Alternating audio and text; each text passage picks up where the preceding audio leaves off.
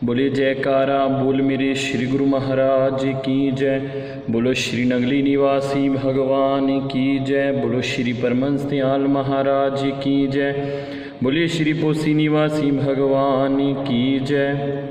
सो आज हम एक ऐसे भक्त का जिक्र करने जा रहे हैं जिसको श्री नगली निवासी भगवान जी ने अपनी एक नज़र से लूटा था।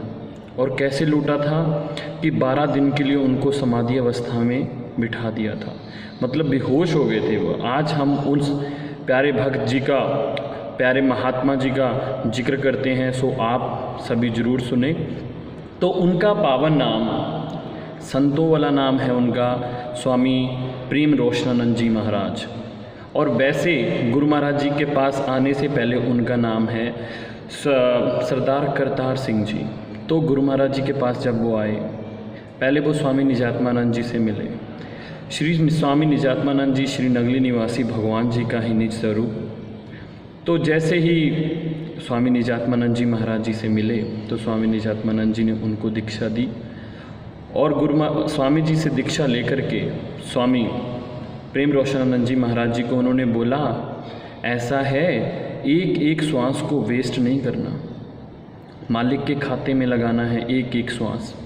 तो वो स्वामी जी की बात को इतना सीरियस ले गए, इतना सीरियस ले गए कि उनको लगा कि मेरी ज़िंदगी बस यहीं से शुरू है और यहीं पे ख़त्म है। और ऐसा प्रेम उन्होंने रखा कि खाते पीते चलते हर जगह उन्होंने उस शब्द का उच्चारण किया जो बहुमूल्य शब्द हम संतों महापुरुषों से लेते हैं।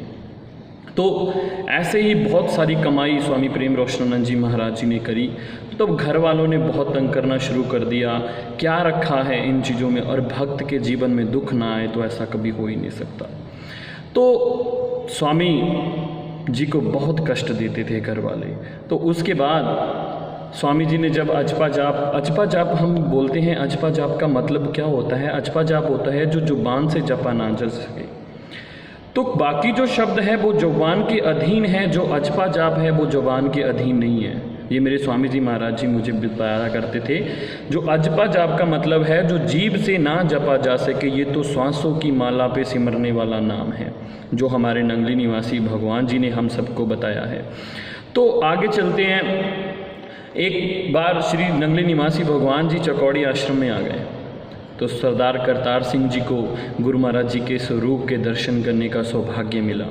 तो वो इतने खुश हुए, इतने खुश हुए, इतने खुश हुए कि गुरु महाराज जी के दीवाने हो गए। एक गुरु महाराज जी ने समझाया कि सेवा कैसी होनी चाहिए। गुरु महाराज जी फरमाते हैं, मेरे दरबार की छोटी सी सेवा ले लो, मैं इतना खुश हो जाता हूँ, उससे इतना खुश हो जाता हूँ कि मेरे दोनों कर कमल उस बच्चे के सर पे होते हैं।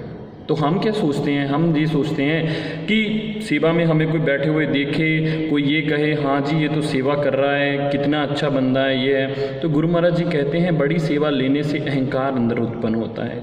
ऐसी सेवा लेनी चाहिए जिससे हमारे अंदर अहंकार उत्पन्न ना हो। तो उसके बाद घर वालों ने जब ज़्यादा तंग किया तो गुरु महाराज जी की ये बात उन्होंने अपने दिल में बिठा ली कि सेवा कैसे करनी चाहिए। सेवा में किसी को दिखाना नहीं, किसी से कुछ लेना नहीं, किसी से कुछ देना नहीं, बस अपनी मस्ती में मस्त रहना है। गुरु महाराज जी की इस बात को गांठ बांध करके स्वामी जी रोज गारे के बट्ठल सर पे उठाते थे और सर पे उठा करके पगड़ी के ऊपर कपड़ा बांध लेते और कपड़े के ऊपर बट्ठल उठाते और गुरु महाराज जी के निज स्वरूप का दर्शन भी करते रहते, चलते फिरते सेवा भी करते रहते। तो काफ़ी समय निकल गया। थोड़े दिन बाद गुरु महाराज जी सत्संग क्या कर रहे थे श्री नगली निवासी भगवान जी। तो श्री नगली निवासी भगवान जी जैसे सत्संग करते करते एक नज़र घुमाई तो स्वामी प्रेम रोशनानंद जी महाराज जी देख रहे थे कि गुरु महाराज जी क्या वचन कर रहे हैं। देखो कितना प्रेम है, वो आग दोनों तरफ से लगी हुई है। ऐसा नहीं है कि एक मुरीद ही गुरु से प्यार करता है, गुरु उससे 10 गुना प्यार मुरीद से करता है। और स्वामी प्रेम रोशनानंद जी महाराज जी को जब गुरु महाराज जी की एक नज़र ने देखा तो उसी समय वो समाधि अवस्था में चले गए। एकदम शरीर अकड़ गया, पूरा बट्ठल सर पे ही रह गया, वहीं उसी स्थिति में खड़े हो गए। तो जैसे ही बाकी महात्माओं ने देखा कि इनका हाल अब होश से, जो बॉडी है बिल्कुल होश से बाहर जा रही है, तो उन्होंने उसी समय उनको पकड़ा पकड़ के गुरु महाराज जी की आज्ञा हुई, इनको जा कर के एक कमरे में लटा दिया जाए। और 1 दिन बीता, 2 दिन, 3 दिन, 4 दिन और 9 दिन बाद उनकी समाधि खुली। और 9 दिन बाद भी हल्का हल्का होश आया तो गुरु महाराज जी के दीदार की चाहना हुई। गुरु महाराज जी के दीदार की चाहना हुई कि मैं अपने इष्ट देव भगवान को देखूं। और जैसे ही वो चाहना हुई, दिल में चाहना उठी, तो उसी समय तो उन्होंने कहा कि अब वो गुरु महाराज जी के दर्शनों के लिए दौड़ने लगे कि गुरु महाराज जी सैर पे गए हुए थे। अब जैसे गुरु महाराज जी वापस आए तो उन्होंने देखा कि मेरे इष्ट देव, मेरे नगली निवासी, मेरे घट वासी भगवान जी आ रहे हैं। जैसे उन्होंने आते हुए देखा और क्या देखते क्या है कि शरीर कमज़ोर हो गया 9 दिन में, तो वो एकदम से धड़ाम से गिर गए। तो स्वामी सार शब्दानंद जी महाराज जी देखते हैं कि इनको चोट लगी होगी। और देखो उधर से वो गिरे, उधर से गुरु का हृदय कैसे कैसे मतलब पसीज गया एकदम से। गुरु महाराज जी भी दौड़ कर आए, मेरा बच्चा गिर गया। ऐसा नहीं है कि नगली निवासी भगवान जी तभी इतने दुख में थे। आज भी हमें जब कोई दुख, कोई परेशानी होती है, मेरे गुरु महाराज जी ऐसे ही तड़पते हैं अपने बच्चों के लिए और उनका हर एक कष्ट हर लेते हैं। ऐसे हैं मेरे नगली निवासी भगवान जी। तो जैसे ही उन्होंने गुरु महाराज जी को देखा और वहीं पे फिर से बेसुध हो गए। और फिर 3 दिन बाद समाधि खुली। और 3 दिन के बीच में गुरु महाराज जी गए, उनकी आँख खोली और बोले आओ दर्शन करो। जब गुरु महाराज जी के दर्शन किया तो कहते हैं ना, सदगुरु की एक नज़र का कमाल है, मेरी तो ज़िंदगी भर का सवाल है।